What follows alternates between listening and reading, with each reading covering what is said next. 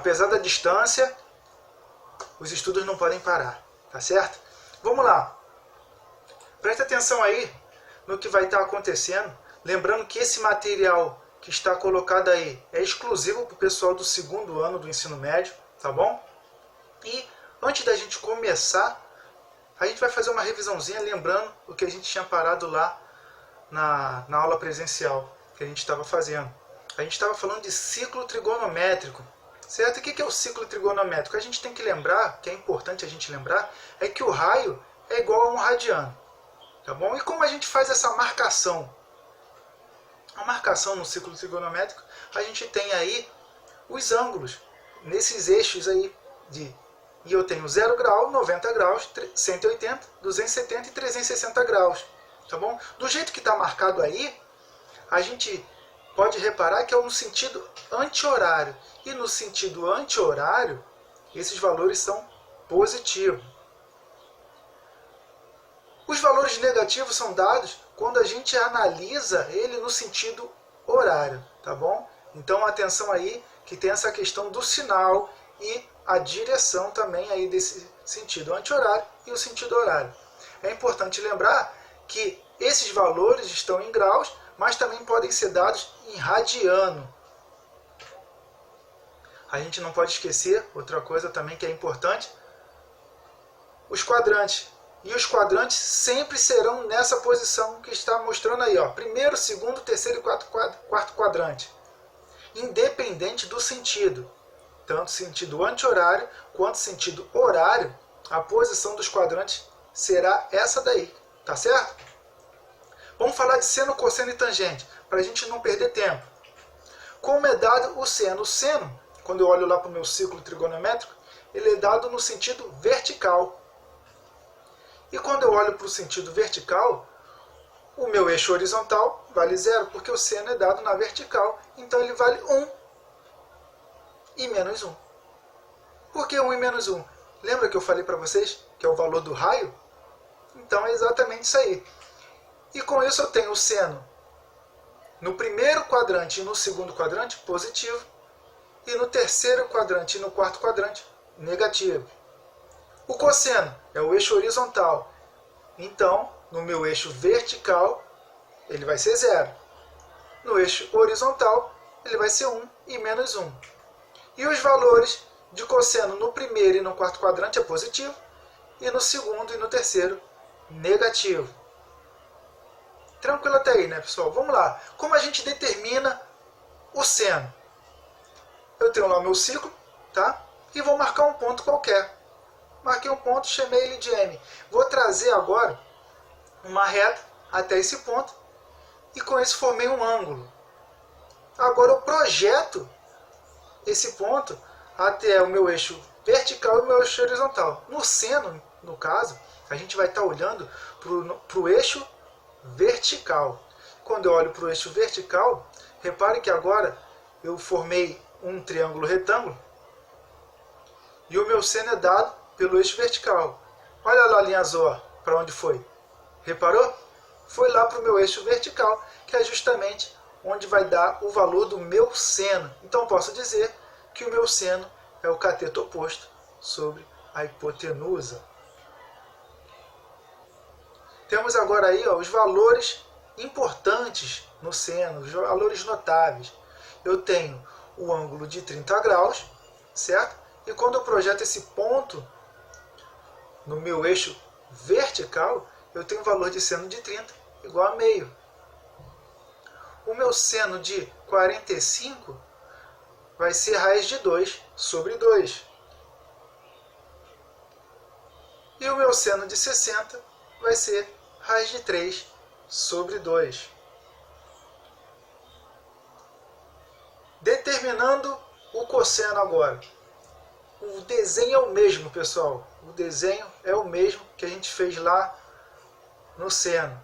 A diferença é que agora, em vez de olhar para a linha vertical, a gente vai olhar para a linha horizontal. Olha a linha verde lá. Parou aonde? No meu cateto adjacente. Então, posso dizer que o cosseno é o cateto adjacente dividido pela hipotenusa. os valores importantes, notáveis, para cosseno, quando eu tenho cosseno de 30, vai ser raiz de 3 sobre 2. O meu cosseno de 45 vai ser raiz de 2 sobre 2. O meu cosseno de 60 valendo meio. Tá certo? Para a gente determinar a tangente. O que é a tangente? É uma consequência de tudo isso aí que a gente já viu. Tá? A gente vai pegar o seno e dividir pelo cosseno. Simples assim. Essa é a nossa tangente. A gente pode ver também que a tangente pode ser dada pelo seguinte. A gente não sabe que o seno é o cateto oposto pela hipotenusa?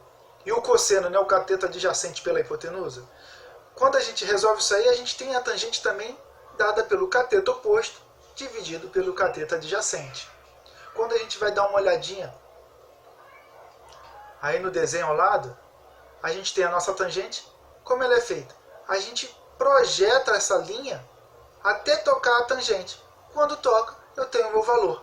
Certo? Isso eu posso fazer no primeiro, no segundo, no terceiro e no quarto quadrante, que aí eu vou determinar a minha tangente. Tá certo? Vamos lá. Continuando.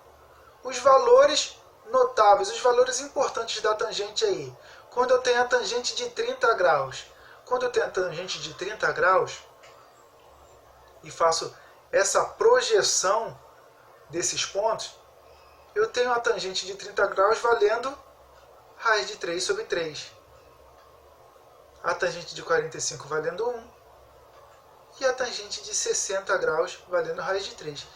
Lembrando que a tangente é a divisão do seno sobre cosseno. E você pode estar fazendo isso aí para comprovar e ver que realmente dá esses valores aí, tá certo? Vamos lá. Aí tem um quadro geral, que é um resumão de tudo isso aí que a gente falou, tá? Onde eu vou ter os ângulos notáveis, que é o de 30, 45 e 60, com os valores que a gente acabou de ver, e os valores dos eixos. Repare que a tangente no ângulo de 90 graus e 270 não existe. Por que não existe? Porque quando eu divido o seno pelo cosseno, o cosseno na posição de 90 graus e 270, ele é zero.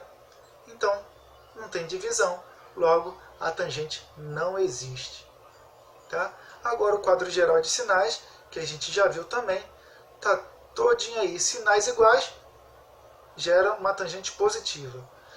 Sinais diferentes, melhor dizendo, entre seno e cosseno, gera uma tangente negativa.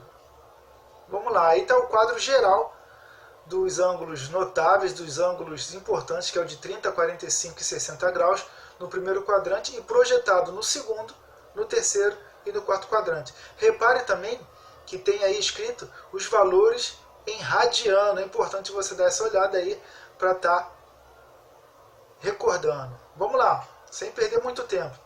Lembrando, pessoal, que se tiver muito rápido, dá uma pausa, estuda, revê, pega o livro, tá? E qualquer dúvida, pode estar entrando em contato que a gente vai estar tirando a sua dúvida aí. Redução ao primeiro quadrante. Quando eu tenho um ângulo lá no segundo quadrante, quero jogar ele para o primeiro, quero reduzir ele para o primeiro. O que eu tenho que fazer?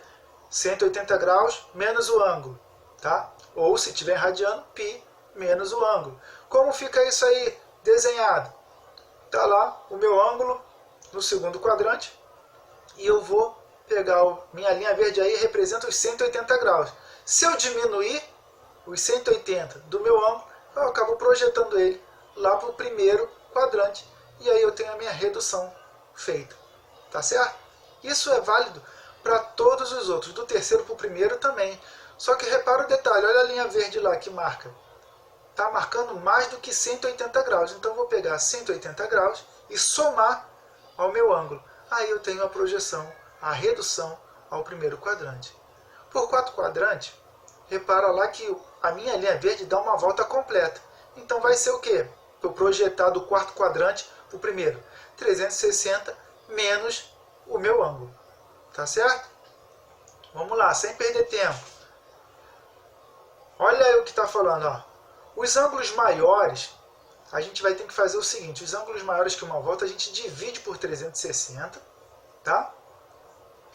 E para a gente estar reduzindo ele, a gente vai pegar e usar a fórmula que a gente acabou de aprender. Faz a divisão e o resto que der essa divisão, a gente vai estar fazendo a nossa redução para o primeiro quadrante. Vamos ver isso com um exemplo que fica mais fácil. Tá aí o nosso exemplo. Ó. Reduz ao primeiro quadrante 1250 graus. Eu vou pegar e dividir por 360. Por que eu divido por 360? Porque dividindo, eu tenho aí quantas voltas tem dentro de 1250 graus. Então eu tenho 3 voltas e sobra, eu tenho um resto de 170 graus. 170 graus está onde? No segundo quadrante. O que eu preciso fazer quando o ângulo está lá no segundo quadrante e eu tenho que reduzir ele para o primeiro? Diminuir. Pego 180 menos 170, então eu tenho 10 graus. Pronto, está reduzido ao primeiro quadrante. Mas tenha cuidado com o seguinte, pessoal. Não confundir a redução ao primeiro quadrante com a primeira ou menor determinação positiva. Tá? Por quê? Na determinação positiva, primeira determinação positiva ou menor determinação positiva, o resto já é já é a minha determinação positiva. Se o ângulo for positivo, tá? Se for negativo, o que eu tenho que fazer?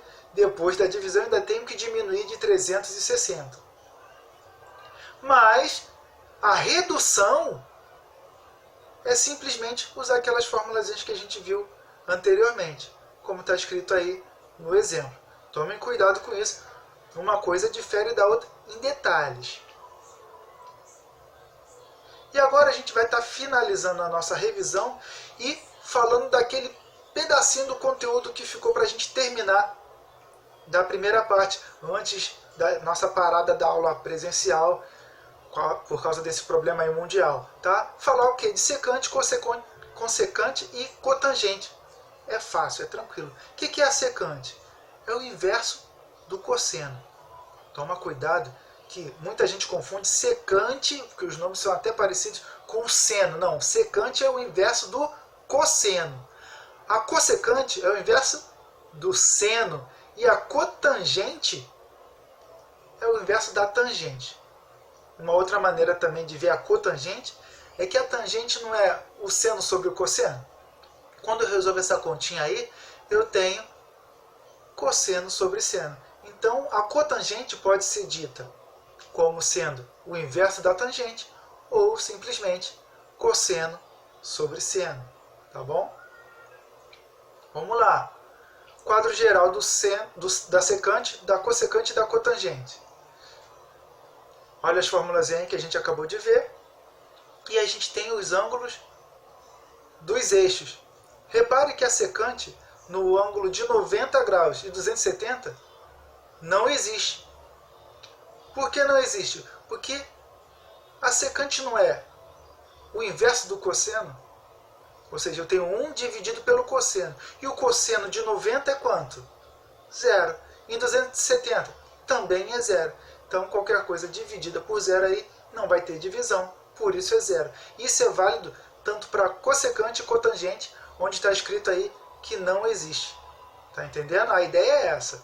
E o quadro geral, agora, dos sinais, mesma ideia. Quando eu tenho sinais aí iguais, tá?